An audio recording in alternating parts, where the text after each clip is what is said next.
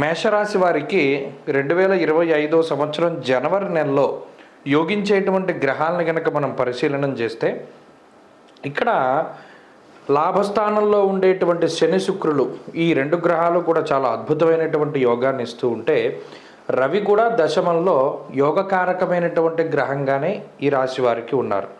ఇక 22వ తారీఖు దాటిన తర్వాత కుజుని యొక్క తృతీయ స్థాన స్థితి కూడా ఈ రాశి వారికి మంచిది. గురుడు వక్రించడం వల్ల వ్యతిరేకమైనటువంటి ఫలితాలే ఈ రాశి వారికి వస్తూ ఉన్నాయి. కాబట్టి చూసుకున్నప్పుడు మాసాంతంలో యోగించేటువంటి కుజుడు, రవి, శని, శుక్రగ్రహాలు ఈ 4 గ్రహాలు మేషరాశి వారికి చాలా అనుకూలమైనటువంటి ఫలితాలను ఇస్తూ ఉన్నాయి. అయితే ప్రతికూలతను కూడా మనం చూసుకున్నప్పుడు వక్రించినటువంటి గురుడు ఈ 22వ తారీఖు వరకు చతుర్థ స్థానంలో ఉన్నటువంటి కుజుడు, 12వ స్థానమందు ఉన్నటువంటి రాహు ఇవి ప్రధానమైనటువంటి ప్రతికూల గ్రహాలుగా చెప్పచ్చు. ఇక బుధుడు కానీ మిగతా గ్రహాలు కానీ చంద్రుడు కానీ ఇవన్నీ కూడా సాధారణమైనటువంటి ఫలితాన్ని ఇస్తున్నాయి. అంత ప్రతికూలతలు లేవు కాబట్టి అంత అనుకూలతలు కూడా ఉండవు. సరే, ఈ రకమైనటువంటి గ్రహస్థితిలో ఒక పాజిటివ్ వైబ్రేషన్ తోటే ఈ మాసం అంతా కూడా మేషరాశి వారికి ఉంటుంది. కారణం ఏంటి అంటే దశమంలో కంటక స్థానంలో దిగ్బలయుక్తుడైనటువంటి రవిగ్రహం ఉండడం వల్ల అర్ధసిద్ధి సదారోగ్యం బంధు సంతోషవర్ధనం అంటూ ఉన్నది శాస్త్రం. అలాగే మాసాంతమందు కూడా విత్తలాభ సదారోగ్యం ఇష్టసిద్ధి సుఖావహ. ఇక్కడ 15వ తారీఖు నుండి రవి యొక్క బలం పెరుగుతూ ఉన్నది. అలాగే 22వ తారీఖు నుండి కుజుడు బలం పెరుగుతూ ఉన్నది. మాసం ప్రారంభం నుండి శని శుక్రులు బలంగా ఉన్నారు. కాబట్టి ఏంటి అంటే కొంత పాజిటివ్ వైబ్రేషన్స్ ఈ రాశి వారికి ఉంటాయి. అనగా ఈ సంవత్సరం కొత్త సంవత్సరాన్ని చాలా ఆనందదాయకంగానే ఈ రాశి వారు ప్రారంభిస్తారు. మంచి ఉత్సాహభరితమైనటువంటి పరిస్థితులు ఉంటాయి. అంటే ఏదైనా ఒకటి సాధించినటువంటి తాలూకు జ్ఞాపకాలు, లేదు ఈ గత సంవత్సరంలో మనం ఇది పొందగలిగాం, గత సంవత్సరంలో ఇది సాధించగలిగాం, ఈ సంవత్సరంలో ఇలా ఉండాలి అనేటువంటి దాని తాలూకు నిర్ణయాలు ఇవన్నీ కూడా చాలా పాజిటివ్గానే ఈ మాసం ఉంటుంది. అలాగే ఆర్థికపరమైనటువంటి విషయాలు కూడా చాలా అనుకూలంగా గోచరిస్తూ ఉన్నాయి.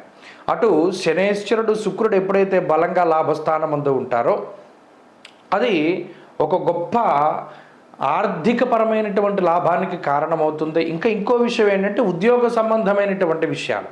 ఎవరికైనా మేషరాశి వారికి ఉద్యోగం సరిగా లేకపోయినా, ఉద్యోగంలో ఉన్నతి కావాలి అని కోరుకుంటూ ఉన్నా, ఉద్యోగ మార్పుగా ఏదైనా ప్రయత్నాలు చేస్తూ ఉన్నా అవన్నిట్లోనూ కూడా సానుకూలమైనటువంటి ఫలితాలు రావడానికి అవకాశం ఉంటుంది. అలాగే విదేశాలకు వెళ్ళాలి, అక్కడ చదువు కోసమో ఉద్యోగం కోసమో అని ప్రయత్నం చేసేటువంటి వారికి కూడా ఇది మంచి సమయం. అలాగే స్వదేశానికి రావాలి అని ఎదురు చూస్తూ ఉండేటువంటి వారికి కూడా గ్రహస్థితి చాలా అనుకూలంగానే ఉంటుంది. శరీర ఆరోగ్యానికి సంబంధించినటువంటి విషయాలు ఏవైతే ఉన్నాయో అవి కొంతగా బాధిస్తూ ఉంటాయి. అంటే మరీ ఇది అనారోగ్య సమస్యలని చెప్పకూడదు, కానీ శారీరకంగా కొంత శ్రమ అనేటువంటిది ఈ మాసంలో కనబడుతూ ఉంటుంది. అయితే వృత్తి ఉద్యోగాల్లో ఎదుగుదల, ఆర్థిక లాభము, కుటుంబానికి సంబంధించినటువంటి అభివృద్ధి ఇత్యాది విషయాలన్నీ కూడా ఈ రాశి వారికి చాలా అనుకూలిస్తూ ఉంటాయి. ప్రత్యేకించి అటు వ్యయరాహువు, అర్ధాష్టమ కుజుడు, ఈ గురువు వక్రించినటువంటి ఫలితాల వల్ల మాత్రమే ఒకవేళ ఏదైనా ఇబ్బంది ఉంటే జనవరి 1 నుండి జనవరి 12వ తారీఖు వరకు మాత్రం కొంత ఇబ్బందికరమైనటువంటి పరిస్థితులు ఉండొచ్చును. అది కూడా చాలా తక్కువ మందిలోనే కనబడుతుంది ఆ ఫలితం. జనవరి 12 దాటిన తర్వాత ఉండేటువంటి పరిస్థితులు అయితే ఈ రాశి వారికి పరిపూర్ణంగా అనుకూలంగా ఉన్నాయి. కాబట్టి ఈ మాసంలో చాలా అద్భుతమైనటువంటి ఫలితాలను మనం ఆశించవచ్చును. అంతేకాకుండా దైవ దర్శనాలు, తీర్థయాత్రలు లేదా దూర ప్రాంత సంచారాలు ఇత్యాది విషయాలకు సంబంధించినటువంటి విషయాలు కూడా ఈ మాసంలో కనబడుతూ ఉన్నాయి.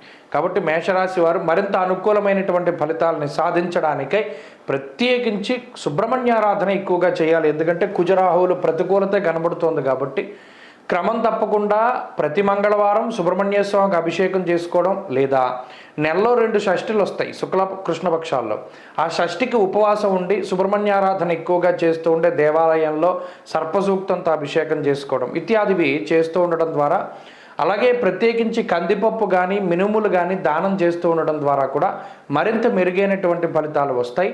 ప్రతినిత్యం చదువుకోదగినటువంటి స్తోత్రం సుబ్రహ్మణ్య కరావలంబ స్తోత్రంగా మనం చెప్పవచ్చును. స్వస్తి.